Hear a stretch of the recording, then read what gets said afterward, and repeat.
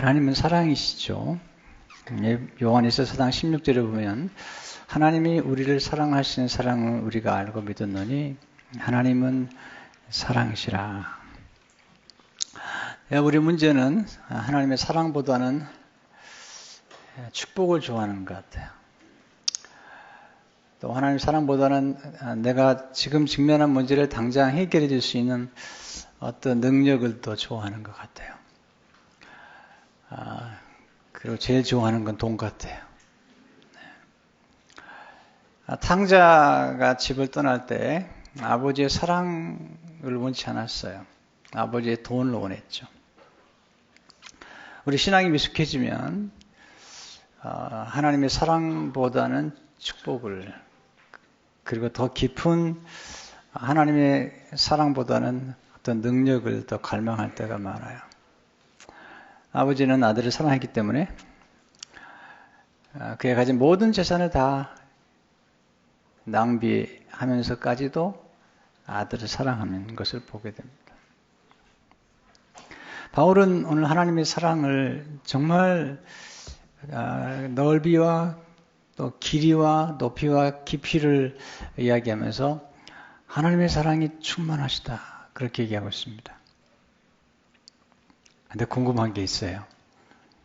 바울이 하나님의 사랑에 대해서 이야기할 때 바울은 지금 하나님의 사랑을 찬양하기에는 좀 불편할 수 있는 환경에 있는 게 분명해요. 감옥이 있잖아요. 사슬에 매여 있잖아요. 로마 옥중은 차갑거든요. 그럼 한 번도 결혼한 적이 없어요.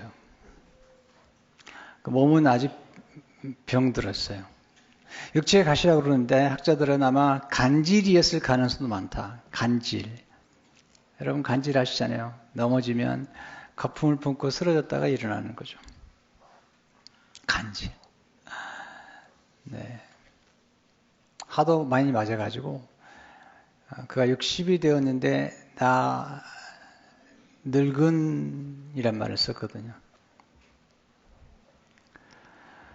근데 하나님의 사랑이 뭐길래 그 옥중에서도 그런 기뻐하고 있으며, 하나님의 사랑이 뭐길래 그 옥중에서도 하나님의 사랑을 부여하시다고, 그 사랑이 영원하다고 이렇게 노래하고 있는 걸까요? 아니, 우리는 어떻게 하나님의 사랑을 경험할 수 있을까요? 첫째로 하나님의 사랑은 예수님을 영접할 때 깨달을 수 있어요. 예수님을 영접할 때 영생이 들어오게 되고 하나님의 생명이 우리 안에 들어오는데 그 생명은 사랑의 생명이죠. 그래서 17절은 이렇게 말하고 있죠. 믿음으로 말미암아 그리스도께서 너희 마음에 계시게 하시었고, 사랑을 먼저 얘기하잖아요. 그리스도께서 너희 마음에 계시게 하시고, 그 다음에 너희가 사랑 가운데서 뿌리가 박히고 터가 굳어져서. 우리 교회 다니지만 우리가 좀 속는 것 같아요. 스스로에게. 내가 교회 생활 오래 했기 때문에 내가 그리스도인이라고 생각하지만 성경은 예수 그리스도를 영접하지 않으면 아직 그리스도인이 아니래요. 우리가 하나님의 생명을 영접하고 그렇게 함으로써 우리가 본어게인 하는 경험을 하는 거거든요. 우리는 교회 생활 20년, 30년 하고 그리고 교회 직분을 받고 또 심지어는 목사가 된다 하더라도 예수님 영접하지 않으면 아직 그리스도인이 아니에요. 한 목사님이 40년 동안 목회했어요. 은퇴했는데 이분이 전도 폭발이라는 곳에 가서 복음을 접하고 예수님 영접한 다음에 그분이 고백했어요. 나는 목사지만 이제 예수님 영접했다고.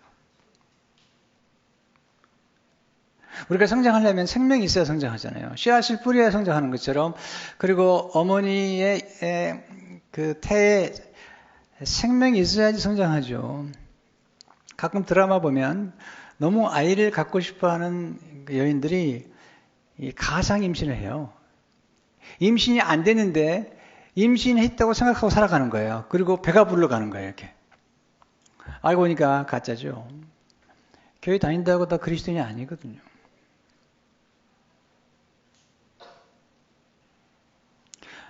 여러분, 예수님 생명을 받는다는 것은 유전자를 받는 거예요. 예수님의 생명 유전자는 사랑의 유전자잖아요.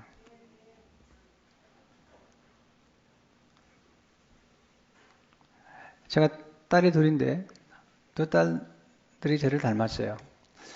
이유는 간단해요. DNA 때문에 그래요. 특별히 둘째 딸은 아주 크고 납작해요. 아주는 아닌데요. 꽤 납작해요. 그래서 아이가 어렸을 적에는 신자들이 교회 처음 나오신 분도 그냥 알아봐요. 너 목사님 딸이지? DNA 때문에 그래요. 우리가 부모의 DNA를 받게 되면 부모를 닮게 되는 것처럼 예수 그리스도의 생명이 우리 안에 들어오게 되면 그 사랑의 DNA가 우리 안에 들어오게 되잖아요. 여러분 속지 마세요. 스스로 속이면 안 돼요. 가장 나쁜 게 자기 자신을 속이는 거예요. 체하는 사람들, 믿는 체하고 이렇게 기도하는 체하고 신앙생활 아주 잘하는 체하고 오늘 만약에 여러분들이 정말로 예수님을 영접한 적이 한 번도 없다면 반드시 영접해야 돼요. 왜냐하면 부부간에 서로 사랑한다고 부부가 되는 게 아니에요. 서로 사랑하다가 어느 날 서약을 해요. 서약은 아주 간단한 거예요. 그리고 아주 짧은데 그 서약이 끝나면 그리고 예물을 교환하면 부부가 되는 거예요. 그 전까지는 부부가 아니에요. 똑같아요. 교회 나왔지만 여러분 예수님을 영접하고 예수 그리스도를 영접한 증표로서 세례를 받고 그러면 이제 그리스도인이 되는 거죠. 바울이 말하죠. 그리스도의 영이 없으면 그리스도의 사람이 아니라.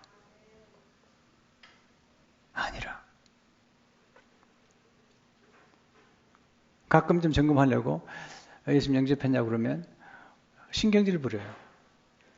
내가 교회 생활 몇 년 했는데 그게 중요한 게 아니라니까요. 아직 신경질 부리면 안 되는 거예요. 아직 거기서. 제가 89년도에 교회를 개척하고 미국 교회를 좀 빌려 쓰려고 알아봤는데 잘 안 됐는데 한 곳에 이글락 베프티스트 처치라는 데에 갔더니 그분들이 이제 교회 문을 열어주고 싶어 하셨어요. 그래서 인터뷰를 갔어요. 목사가 인터뷰를 하는데 거기 있는 교단 관계자가 저를 만나서 제일 먼저 물어봤던 게 뭔지 아세요? 당신은 예수님을 영접하셨습니까? 당신의 구주로. 네, 그랬더니요. 더 이상 묻지 않았어요. 그리고 교회 열쇠를 줬어요. 목사냐고도 묻지 않았어요. 물론 내가 목사인지 알죠. 하나 물어본 거죠. 예수님을 당신의 개인의 구주로 영접했습니까?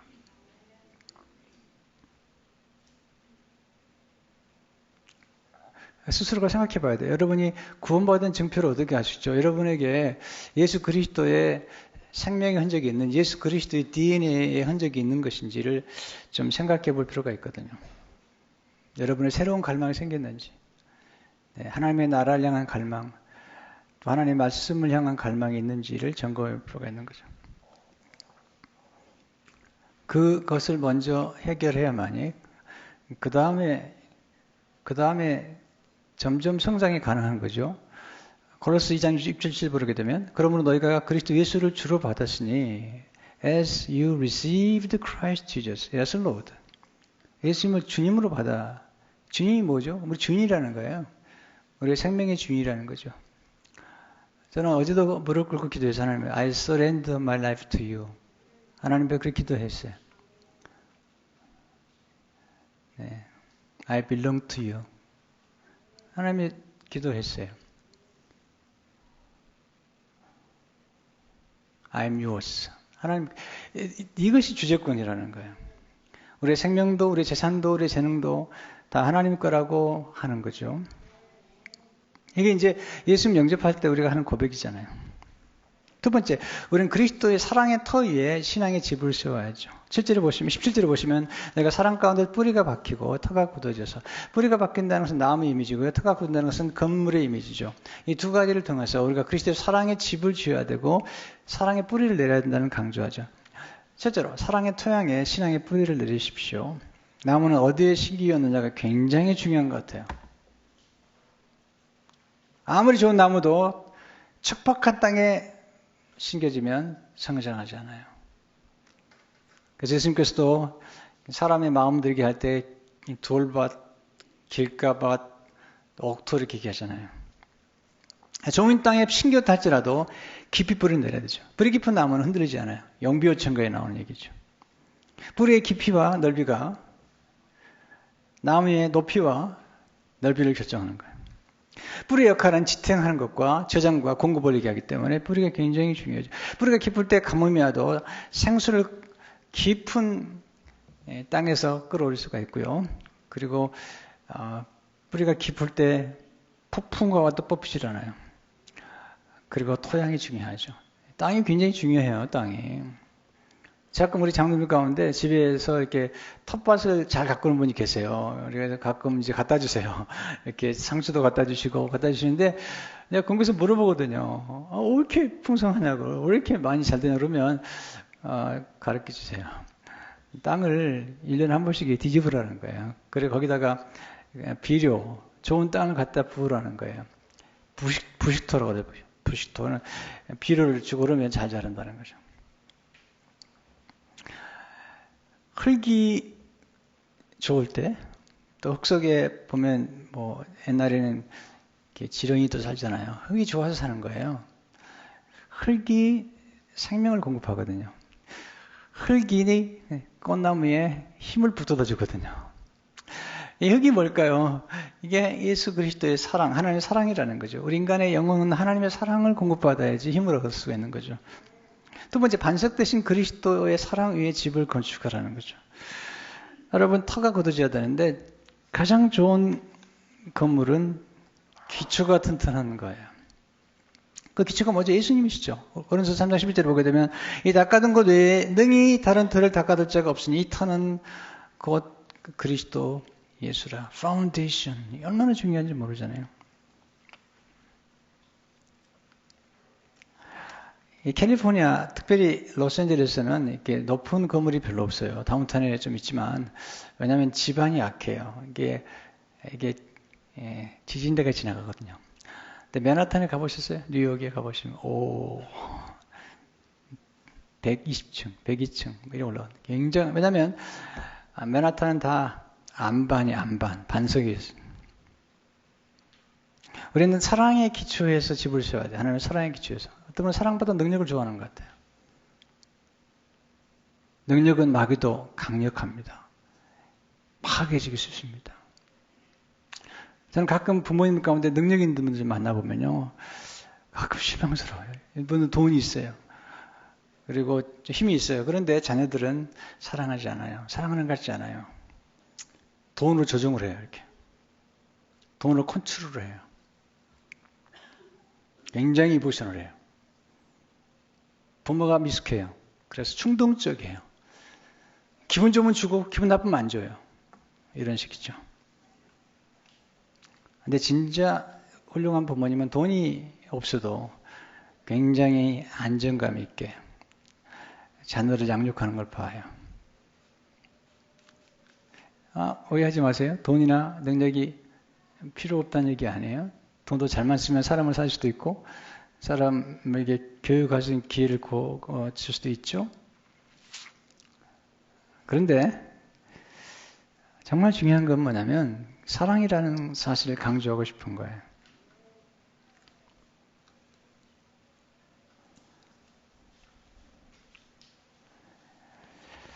능력이 중요하지만 우리가 정말로 신뢰할 수 있는 요소는 사랑에 있다고 보는 거죠. 우리는 부활의 능력을 굉장히 좋아하죠. 그러나 우리는 십자가의 사랑을 좋아하죠. 왜냐하면 사랑만이 우리를 정말 안전하게 만들기 때문이죠. 세 번째, 지식에 넘치는 그리스도의 사랑을 아는 것이 지혜죠. 18절을 보게 되면 너희 모든 성도와 함께 지식에 넘치는 그리스도의 사랑을 알고 그냥 아는 게 아니라 그리스도의 사랑을 아는데 지식에 넘쳐야 된다는 거죠. 바울은 지식을 중요하게 생각했는데 가장 위험한 것은 사랑이 없는 지식이죠. 고린도서 8장 1절을 보면요. 지식은 교만하게 하며 사랑은 덕을 성하니. 지식은 교만하게 하며 사랑이 없는 지식은 아주 위험한 거죠. 그래서 바로 바울이 사랑장에서 고린도서 13장 2절에서 모든 지식을 알고 또 산을 옮길 만한 모든 믿음이 있을지라도 지식도 있고 믿음은 능력이죠. 또 지도력이죠. 사랑이 없으면 내가 아무것도 아니요. I am nothing. 사랑이 없다면. 중요한 것은 사랑을 겸비한 지식이고 사랑을 겸비한 지혜죠. 사랑을 겸비한 능력이죠. 우리가 누가 정말 사랑한다면 지식이 필요해요.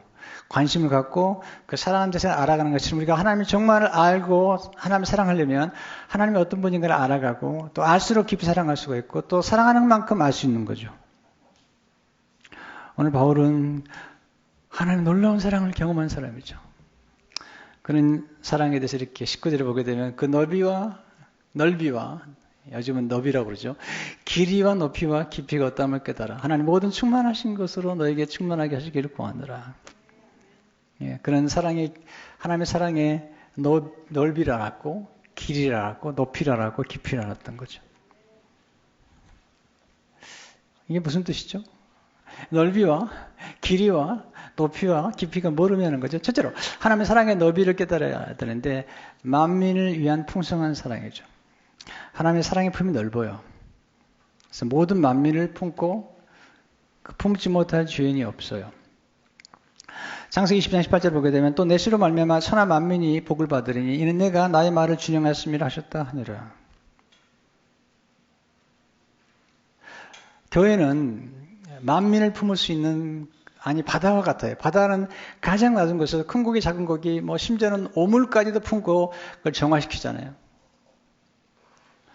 이민목회를 하면서 가장 불편하게 생각하는 것 중 하나가 뭐냐면 이민교회가 가지고 있는 고질적인 병폐예요. 50명밖에 안 모여도 그냥 창립 멤버가 그냥 세두를 부리는 거예요. 그리고 새로운 사람들은 못 들어오게 하는 거예요. 아주 텃세를 부리는 거예요. 건강한 게 아닙니다. 절대로 건강한 게 아닙니다. 정말 좋은 교회는요. 오래된 신자는 뿌리처럼 자기를 감추고 교회를 지탱시키고 에너지를 공급하고 격려하고 새로운 분들 오면 새싹처럼 푸릇푸릇한 새싹처럼 아름다운 꽃처럼 풍성한 열매를 맺도록 도와주는 거예요. 저희 교회는 비교적 건강한 교회 같아요. 완벽하지 않지만 비교적 건강한 교회 같아요. 새로 오신 분들도 와서 적응을 하고 또 장로님도 되시고 이렇게 리더십도 올라가는 거 보니까 꽤 건강한 느낌을 갖는데 교회는 그런 곳이에요. 누구나 와야 되고 언제나 올 수 있어야 돼요. 가끔 이렇게 동부에 집회를 초청받으면 가끔 그런 얘기를 들어요. 목사님 저희 교회는 교수가 몇 명이고 의사들이 많고 그럴 때 굉장히 불편해요. 제가 교수님이나 의사 선생님을 존경하긴 하지만 그렇다고 교회는 세리와 창기와 소외된 자와 병든 자와 모든 사람이 다 올 수 있잖아요. 가난한 자도 부유한 자도 다 들어올 수 있어야 되는데 그 특정 전문의들이 모였다고 저는 그러면 이런 생각이 들어요. 그건 교회가 아니다. 그건 섹트다. 컬트 같다는 생각이 들죠. 그리고 밖에 나가서 대단한 사람이라면 교회는 섬겨야죠. 밖에서 대단하다면 교회에서 진짜 섬겨야지 진짜 대단한 사람이지. 예수님 말씀하시는 내가 높고자 하느냐? 그럼 섬기라는 거예요. 한 부대가 굉장히 붕이 있었어요. 알고 보니까 사단장이 포스터인데 주일날이 오면 주보를 나눠주는 거예요. 포스터인데 사병들에게 격려를 하는 거예요. 이렇게. 여기서 업사이드 다운이 이루어지면서 놀라운 일이 벌어지는 거예요. 하나님의 사랑은 품이 넓어요. 박노해라는 시인이 그렇게 얘기했죠. 나쁜 사람은 누구인가? 나쁜 사람이다. 자기밖에 모르고 자기 가족밖에 모르고 심지어는 어떤 교회는 자기 교회밖에 몰라. 아주 이기적인 교회. 역겨운 교회들이에요. 난 우리 교회가 그렇게 될까 봐 걱정해요.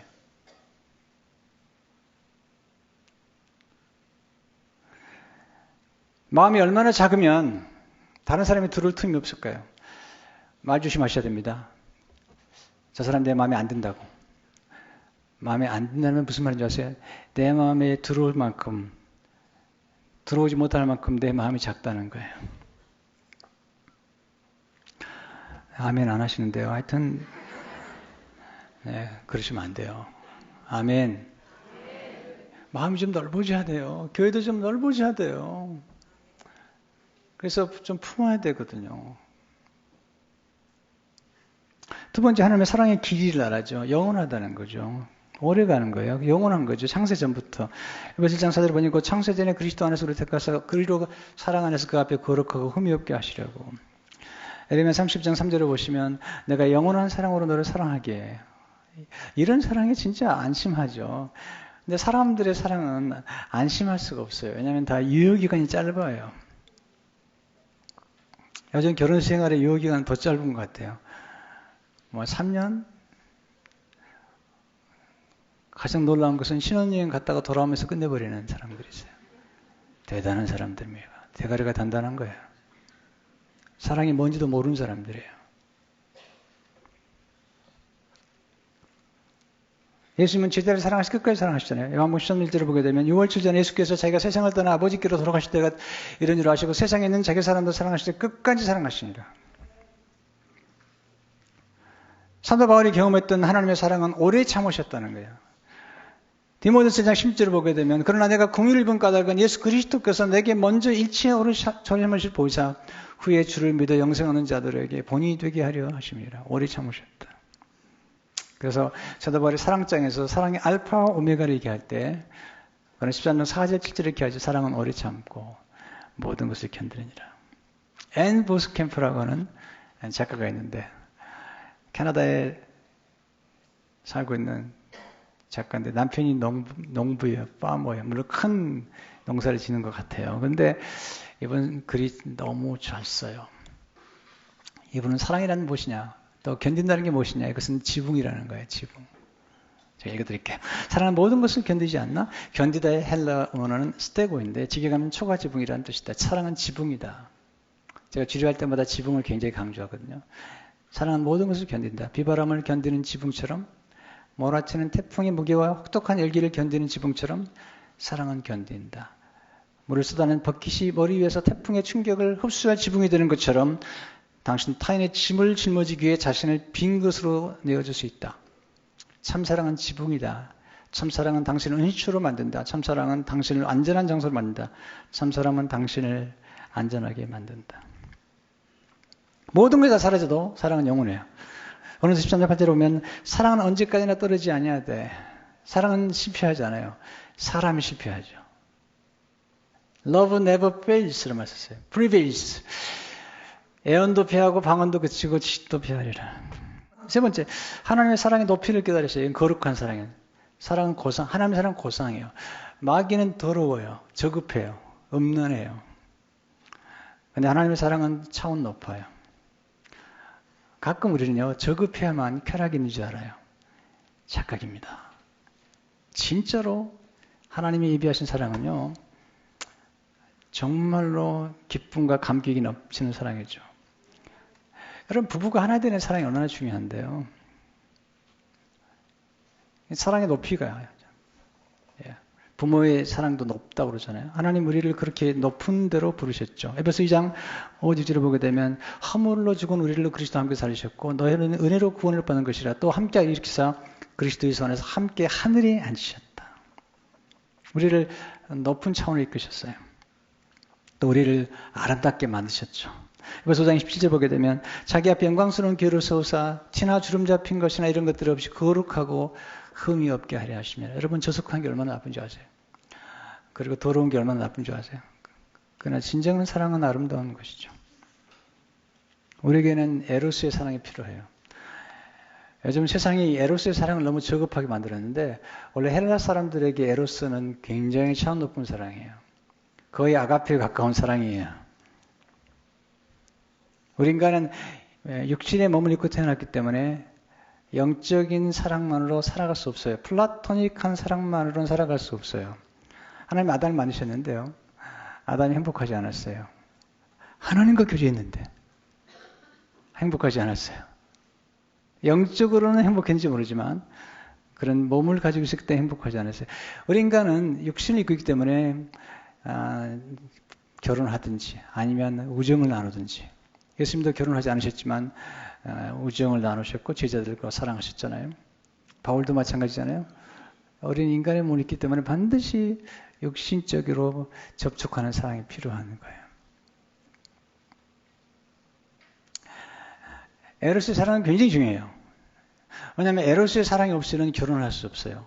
사람이 사람에 끌리는 것은 에로스적 사랑이기 때문이에요. 또 에로스의 사랑을 통해서 자녀가 태어납니다. 여러분, 생명이 태어난 건 거룩한 거 아니겠어요? 또 하나님께서 남자와 여자가 하나가 됐을 뿐 아니라 가장 영적인 연합에 버금갈 수 있는 그런 판타지를 경험할 수 있도록 해준 것이 부부간의 사랑이잖아요. 제가 우리 이제 젊은 커플들을 결혼 주례할 때마다 늘 강조이 뭐냐면 에로스의 사랑을, 로맨틱한 사랑을 평생 동안 유지할 수 있다면 그것은 사랑의 기술을 아는 거라는 거예요. 가끔 교회에 있는 사람들이요, 이 에로스의 사랑이나 또는 부부간의 이런 관계의 사랑을 아주 폄하하거나 또는 더럽게 생각하는 게 있는데 그건 잘못된 거예요. 그러면 하나님을 더럽게 만드는 거야. 남자와 여자를 만드시고 부부간에 사랑하도록 만드신 것은 하나님의 디자인이에요. 그런 에로스의 사랑을 통해서 생명이 태어나게 만드는 거죠. 그러니까 가정이란 바운더리 안에서 부부가 하나가 되는 이런 경험들은 굉장히 중요한 거예요.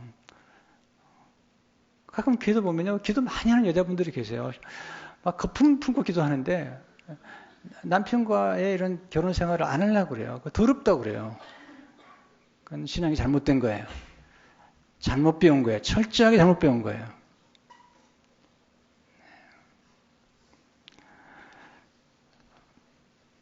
물론 에로스의 사랑만 가지고는 살지 못해요. 영적인 존재이기 때문에. 그래서 하나님과 우리가 우정을 맺게 되고 하나님과 영적인 깊은 교제가 필요해요.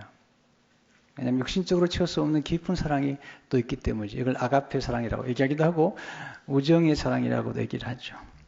C.S. 루이스가 이런 얘기 있어요. 에로스는 인간의 몸뚱이를 드러내지만 이걸 결코 나쁘다고 생각하지 마세요. 아담과 하와가 서로를 바라보면서 벌거벗었으나 그도 너무 기뻐했거든요. 우정은 인간의 됨됨이를 드러낸다. 에로스는 뜨거운 사랑이죠. 젊은이의 사랑은 뜨겁잖아요. 정말 감동적이에요. 그런 어른들의 사랑은 더 아름답다. 팜 브라운 이렇게 얘기했어요. 아주 젊은 사람들의 사랑은 감동적이다. 나이가 지극한 사람들 간의 사랑은 영광스럽다. 글로리어스한 아름다운 거죠. 젊은 사랑은 뜨겁죠. 그러나 나이가 이제 부부가 살아서 40년, 50년을 보내고 60년을 보내고 그리고 머리가 하얀 채로 두 사람이 손을 잡고 가는 거 보면요. What a glorious love. 영광스러운 사랑이라는 거죠. 저도 나이가 들어가는데요. 젊은이들 보면요. 굉장히 에너지가 넘치는 것 같아요. 근데요. 돌아가고 싶잖아요. 힘들었거든요. 이게.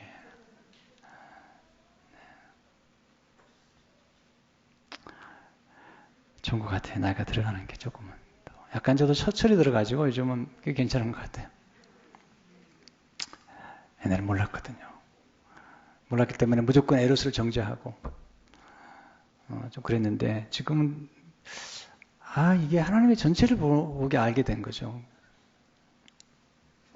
근데 먼저 하나님의 사랑의 깊이를 깨닫는 게 중요하죠. 깊이가 뭐죠? 희생이죠. 자신을 내어주는 사랑이죠. 깊은 사랑은 희생하는 사랑이죠. 에베소장 25절에 보면 남편들 안에 사랑하기를 그리스도께서 교회를 사랑하시고 그 교회를 위해 자신을 주신 같이 하라. 남편들이 제일 좋아하는 성경이에요. 에베소 5장 25절 전이에요. 아내들이요.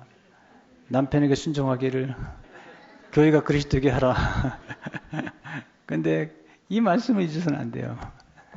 남편들아 그리스도께서 교회를 위해 자신을 내어주신 같이 자기 몸을 내어주라는 거죠. 사랑한다는 건 빼앗는 게 아니에요. 빼앗고 집착하는 건 사랑이 아니에요. 또 심지어는 조종하고 학대하고 함부로 대하는 건 사랑이 아닙니다. 사랑하는 건 아끼는 거예요. 저희 교회 문화 중 하나는 존중이에요. 부부 관계에서도 반드시 지켜야 할 거 뭐냐면 무례행하면 안 돼요. 무례함이 엄청난 결과를 가져오는 거예요. 여러분 부모가 자녀를 정말 사랑한다면 함부로 대하면 안 되잖아요. 말도 함부로 하면 안 되잖아요. 어떻게 말 함부로 해요? 부부간에 정말 사랑한다면, 상대가 사랑한다면 말 함부로 할 수 없죠. 어떻게 욕을 해요? 그리고 사랑한다고요? 안 된 거예요. 그것은 예수 그리스도의 생명이 들어와 있는 사람들에게 그건 말이 안 되는 거죠. 우리는 하나님의 자녀예요. 우리는 왕의 자녀라고요. 왕비요, 그리고 왕자요, 그리고 공주인데 어떻게 공주한테 욕을 해요?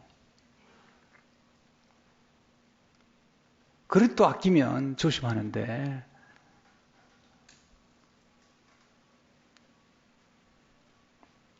사랑한다는 주는 거잖아요. give, 용서하는 거예요. forgive.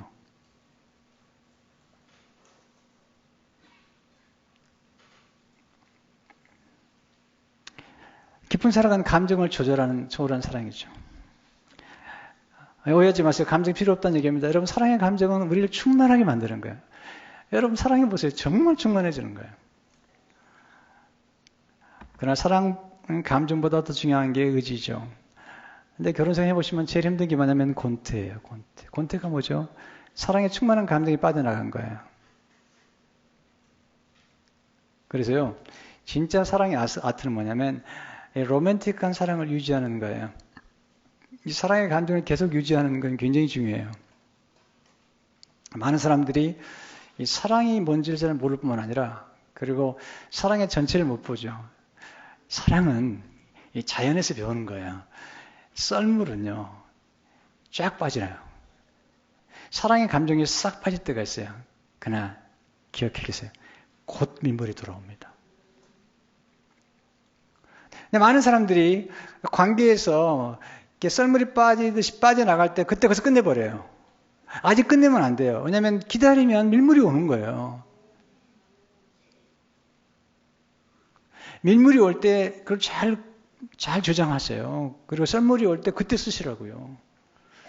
그래야지 사랑이 유지가 되는 거예요. 로맨틱한 사랑이 유지가 돼야 돼요. 감정이라는 게 굉장히 중요하거든요.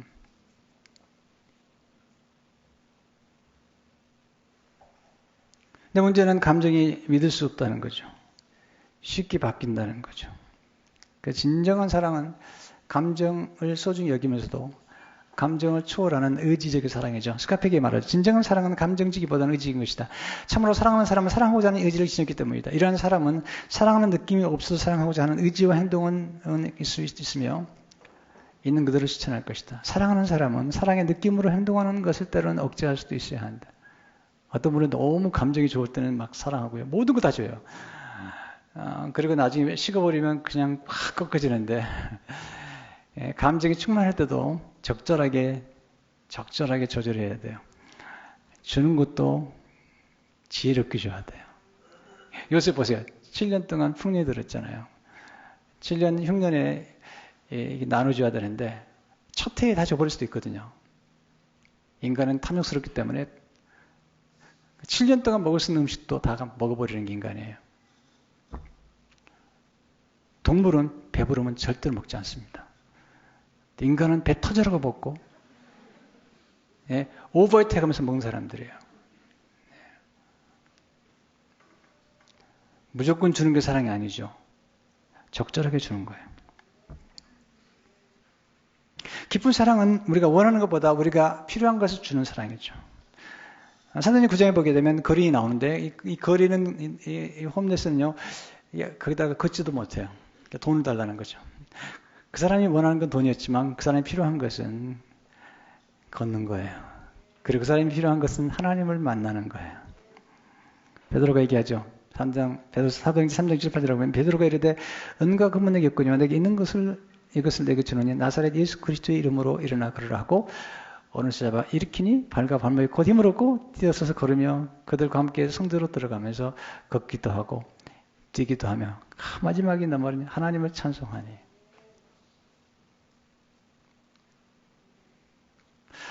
물론 은과 금도 필요했지만 그가 하나님 만나면서 그 인생은 바뀌거든요. 깊은 사랑은 거절을 통해 더 좋은 것을 주시는 거예요. 네, 이게 진짜 깊은 사랑이에요. 하나님이 바울의 기도를 거절하시거든요. 육체에 가시가 있기 때문에 하나님 이것 좀 거둬달라고 그랬더니 No. 내가 계시가 크므로 내가 교만할까 봐 여러분, 인간이 가장 무서운 게 교만이거든요. 교만하면 눈이 어두워져요. 인간은 자기를 못 보는 거예요. 하나님과 깊은 관계 속에서 또한 연약하지 않으면 착각하게 돼 있어요. 어떤 목사님 그렇게 얘기를 하는데 맞더라고요. 우리 인간은요, 우리 스스로 볼 수 없게 돼 있어요. 네. 여러분 눈으로 여러분 뒤통수를 봐요? 여러분 지금 저를 보시지, 여러분 눈으로 여러분 스스로 볼 수 있나요? 옛날에 거울이 있었지만 거울도 옛날에 힘이 있거든요. 아담 때는 거울이 없었어요. 아담이 하와를 보고 감탄했던 건 뭐냐면 아담이 자기가 자기를 볼 수 없었던 거예요.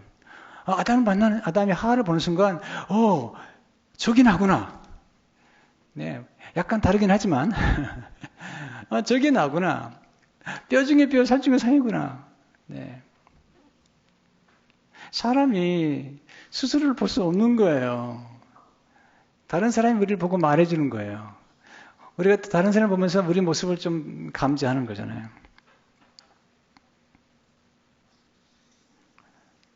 여러분, 어린아이들이 총 달라고 하면 주면 되겠어요? 그건 사랑인가요? 가끔 부모님들이 맹목적으로 사랑해요. 사랑은 지혜로워야 돼요.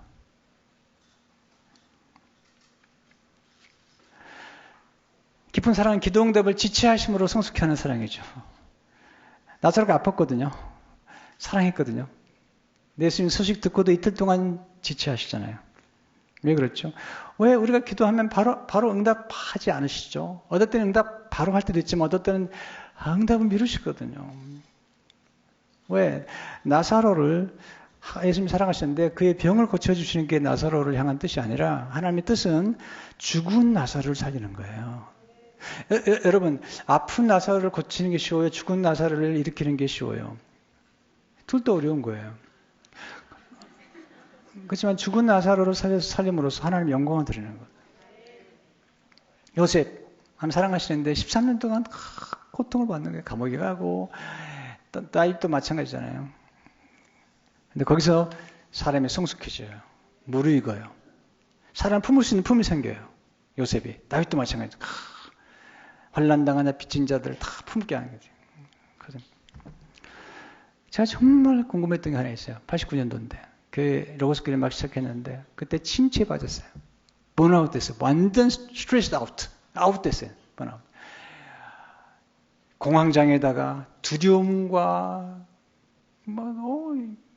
제일 괴로운 게 뭐냐면 하나님이 안 믿어지는 거예요. 아니 목사인데 강단에서 하나님 살아계신다고 그러는데 내 감정은 너무 해버린 거죠. 그래서 입으로는 하나님 살아계시다고 그러지만 내 마음은 안 느껴지는 거예요. 이건 고민입니다. 고문이에요. 고문. 목사로서. 살아계신 하나님을 전하면서도 마음은 살아계시지 않다고요. 궁금했습니다. 하나님 그동안 그렇게 기도응답 많이 하셨는데 내가 예수 믿고 나서 수많은 기도응답 하셨는데 왜 하나님 이토록 나를 힘들게 하십니까?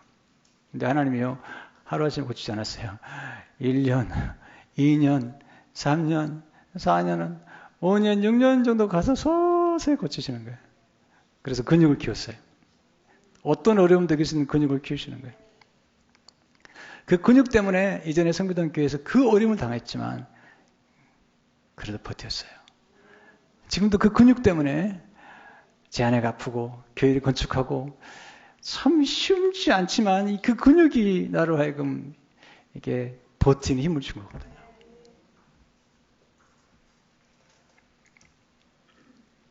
여러분 깊은 사랑은 모든 것을 합력하여서 이루시는 사랑이죠. 모든 것을 합력해. 로마서 8장 28절에 되면 우리가 알거니 하나님을 사랑하는 자가 뜻대로 부르심을 자라는 모든 것이 합력하여 선을이라. 이게 우리 상처도 가끔 이제 성도들 만나보면 상처를 받은 분이 계세요. 뭐 교회에 상처를 받은 분도 있고 뭐 관계에 상처를 받는 그냥 그게 딱 문을 닫아버립니다. 이제는 더 이상 사람들 안 만난다고. 그 위험한 겁니다. 상처는 굉장히 중요하고 필요합니다. 이걸 깨닫는 게 깊이에요. 로마 11장 17절에 보면 접붙임이 나오죠. 또한 같이 알마가 꺾였는데 돌감람나무인 내가 보세요. 돌감람나무는 별로 좋은 게 아니에요. 근데 참 감람나무와 접붙임을 받으니까 이 돌감람나무가 참 감람나무의 진액을 받아가지고 참 감람나무가 돼버리는 거예요. 이게 접붙임이에요. 지난주에 우리 집사람 한번 만났더니 저한테 목사님 접붙임에 놀랍다는 거예요. 접붙임 했더니 나중에 그 가지가 풍성한 열매를 맺는다는 거죠. 여러분, 접붙임을 위해서 반드시 상처가 필요해요. 상처를 만들어서라도 예수님이 십자가에서 상처를 받으셨거든요. 그 뼈가 어지러진 거예요. 여러분, 인대만 좀 나가도요. 여러분, 걷기 힘듭니다. 근데 양쪽 팔에, 손에, 어떤 팔이라고 그러는데요. 그게 대못 박혀보세요. 그건 뼈가 으스러져 버린 거예요. 그 고통받으신 거죠. 옆구리가 찔렸는데 거기서 그 상처로부터 피가 쏟아져서 우리를 구원한 거거든요. 우리 예수님은 우리의 신랑이세요. 신랑과 신부가 하나 되려면 상처와 상처가 연결돼가지고 접붙임 받는 거예요. 자니 아리슨 타다라는 분인데 이분 다이빙 선수였는데 잘못해가지고 완전히 못 빼놓고 다 반신 아래를 못 쓰게 됐어요. 하나님 기도했죠. 근데 반신 불수를 고치신 건 아니라 그 약한 가운데 엄청난 을 부어주셨어요. 그래가지고 수많은 사람들 구원하고 또 좋은 남편을 만나고 상상을 초월한 일이 벌어진 거죠. 그분은 예수님과 연합을 하려면 상처가 필요하다. 예수님의 상처와 우리 상처가 연합될 때 접붙임이 일어난다는 거예요. 이렇게 기록하고 있습니다. 알다시피 접붙이는 것은 나무와 나무까지 상처를 내지 않으면 불가능한 일이다. 만일 그 수술을 할 때 나무와 인터뷰를 하셨다면 중심부가 잘리고 낯선 젖가지를 자기의 살속으로 받아들여야 한다는 사실이 다가오지만 않았을 것이다. 하지만 나중에 여름이 되어 세 가지의 풍성한 열매들이 주렁주렁 열리면 곧 생각이 바뀔 것이다. 상처가 필요해요. 네, 그 상처가 우리를 축복되게 만들죠. C.S. 루이스는 말하죠. 사랑한다는 건 그 자체로 상처받기를 허락하는 것이다. 뭘 사랑하든 분명 가슴이 미어질 것이며 심지어 부서질 수도 있다는 거죠. 하나님의 충만한 사랑은 부서짐을 통해 주어지죠. 이게 원리예요. 자연을 배워야 돼요. 여러분, 씨앗 심잖아요. 씨앗 껍질이 부서져야 돼요. 그래야 가서 풍성한 생명이 나와요. 떡을 만들려면 고운 가루가 부서져야 돼요. 오병이어에 떡을 나눠줄 때 떡을 찢었어요. 그때 풍성해졌어요. 우리 삶을 행복하게 만드는 것은, 그리고 진정한 기쁨은 나눔에 있어요. 엉켜치면 행복하지 않아요. 여러분, 사랑을 베풀어야 돼. 관심이 가는 거예요. 교회도 보면요, 헌신하고 헌금하는 분들이 관심이 많아요. 왜? 사랑을 했기 때문에. 여러분, 아이가 태어날 때도 마찬가지예요. 양수가 터져야 돼요. 찢겨지는 거죠. 그렇지 않으면 생명이 태어나지 않아요. 예수님 십자가 돌아가실 때 휘장이 찢어졌죠. 그게 예수님 육체라고 그러잖아요. 그래야만 우리는 하나님의 은혜의 보호자 앞에 들어갈 수 있는 거예요. 사랑한다는 것은 내어줌이고 나눔이고 드림이죠. 에베소 5장에 보면 그리스도께서 너희를 사랑하신 것 같이 너희도 사랑 가운데로 행하라. 그는 우리를 위하여 자신을 버리사 향기로운 제물과 희생제물로 하나님께 드리셨느니라. 엄마가요, 아이들 낳고 그렇게 기뻐하잖아요. 산통을 얻게 낳았는데 이게 사랑의 기쁨이에요. 이게 찢어졌는데, 나눠졌는데, 거기서 놀라운 행복을 경험하는 거예요. 지난 주간에 집사님 한 분이, 제가 개인적으로 한 번도 대화 나눈 적이 없는데 건축 공부를 했어요. 내가 전화하지 않고 그냥 감사의 텍스트를 보냈어요. 고맙다고. 지금 진짜 이 마지막 고비 굉장히 힘든데 이렇게 도움을 주셔서 감사하다고. 근데 한 하루 지나고 답신이 왔어요. 목사님, 제가 오히려 감사합니다. 그러면서 처음으로 목사님께 알려드리는데 제가 감사하는 걸 좀 대화하겠습니다. 제가 감사하는 텍스트를 읽고 많이 감동을 받았어요. 네, 연락을 드렸어요. 집사님, 이걸 교인들에게 나눠도 될까요? 했더니 이름을 밝히지 않는다면 나눠주셨습니다.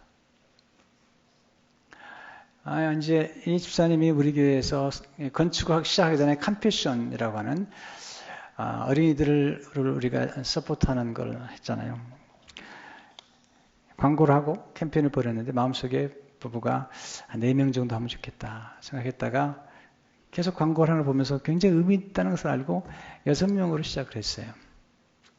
하나님 은혜를 주셔서 점점 늘어가기 시작했어요. 지금 18명을 하고 있어요. 근데 이분이 이제 아이들 크리스마스 때나 생일 때 50불씩 또 이렇게 체크해서 보냈는데 한 번은 우간다에서 연락이 왔더래요. 50불 생일 선물로 받은 그 어린아이가 예쁜 드레스를 입었고, 그리고 50불로 산 케이크와, 그리고 음료 상자 한 박스와, 그리고 어린 염소. 왜냐하면 그 나라에서 염소가 중요하거든요. 왜냐하면 염소에서 젖을 먹을 수 있기 때문에 어린 염소. 그리고 암탉 한 마리. 왜냐하면 암탉이 계란을 주기 때문에. 그러면서 그렇게 행복한 모습으로 가족들이 사진을 찍어서 보낸 거죠. 집사님이 그걸 받고 울었답니다. 울었답니다. 움켜쥐는 게 행복한 게 아니잖아요. 나눔으로 행복해지는 거거든요. 제가 지난 주간에 저희 교회 건축하는데 이렇게 도움을 주셨고 또 가끔 헌금해 주시는 분이 계셔서 저희 교회는 안 나오시는 분인데 제가 진짜 감사를 표현하러 갔어요. 진짜로요. 뭐 교회 건축헌금 더 해달라는 얘기를 하는데 진짜로 감사하러 갔는데 이분이 그런 간증을 하는 거예요. 목사님 제가 간증해야 돼. 그럼 간증을 하시는 거예요. 이제는 성비동 교회에서 영상과 음향을 통해서 젊은이들을 더 많이 데려오기 위해서 50만 불 모금하는 캠페인이 있었거든요. 근데 이분이 정말 가난했대요. 정말 가난했대요. 근데 부부가 고민하다가 약속을 하자고 그래가지고 10,000불 약속했대요. 정말 큰 돈이었대요. 그래서 한꺼번에 할 수가 없어서 1,500불 나눠가지고 한 6개월은 했대요. 그렇게 하면서 11조를 하는데 이게 버겁더래요. 네 분이 약간 성격이 좀 칼칼한 데가 있는데 버겁더래요. 그래서 신경질이 나더래요. 여러분도 가끔 나죠. 교회 생활하다 보면. 근데 그것까지 헌금을 마쳤는데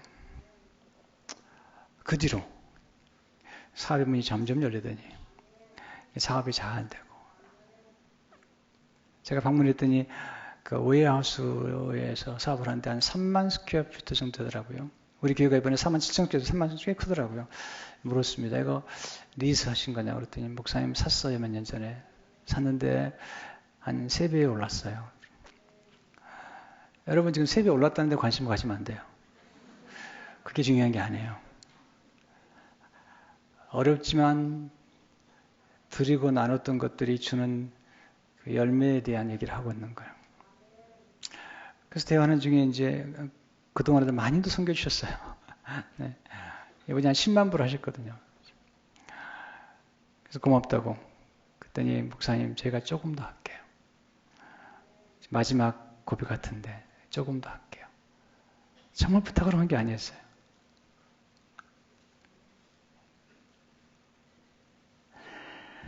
여러분 사랑이 뭐죠? 사랑이 뭐죠? 사랑을 배워야 되는 거죠, 우리가.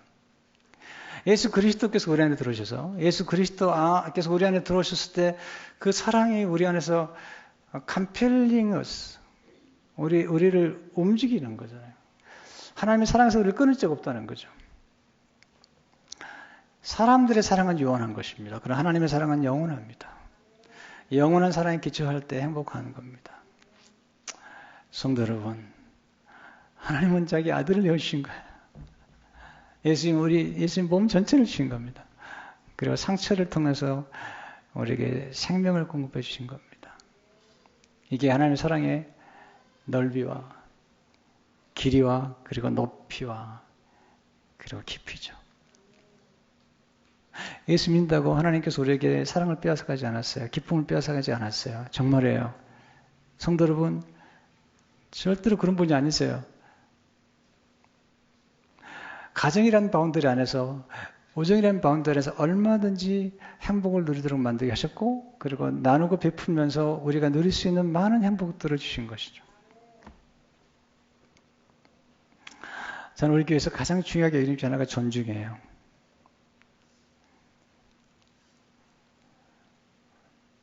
그래서 언어가 중요합니다. 네, 서로 아끼면 좋겠습니다. 어떤 분은 말을 너무 함부로 해요. 그렇지 않으면 좋겠습니다. 무리함으로 지불해야 될 대가가 너무 큽니다. 네, 정중하셔야 됩니다. 우리는 크리스찬들입니다. 우리는 커터시, 이게 굉장히 중요한 겁니다. 왜냐하면 예수님께서 우리를 함부로 대하지 않으셨죠. 하나님 뭐라고 말씀해? 너는 나의 보배다. You are my treasure. 내 아들의 희생할 만큼 너는 사랑스러운 존재다. You are beloved. You are blessed. 여러분이 하나님을 그렇게 사랑하시는 겁니다. 기도하겠습니다.